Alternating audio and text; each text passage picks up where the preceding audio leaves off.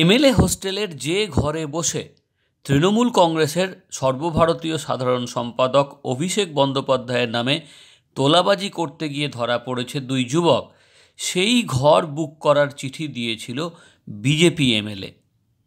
এই ঘটনায় সরকার পক্ষ ও বিরোধীদেরই কটাক্ষ করছে বামেরা।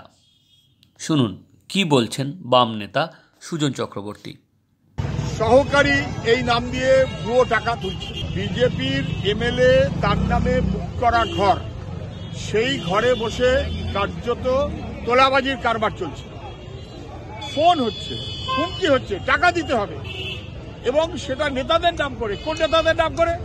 হয় পুলিশের আধিকারিক, নাহলে তৃণমূলের নেতাদের নাম করে, কিন্তু বিজেপির এমএলএর বুক করা ঘরে একেবারে মিলেমিশে একাকার। অভিষেকের সহকারী তার নামে ফোন যাচ্ছে, অভিষেকের অফিসিয়াল লোক বলে ফোন করে টাকা তোলা হচ্ছে।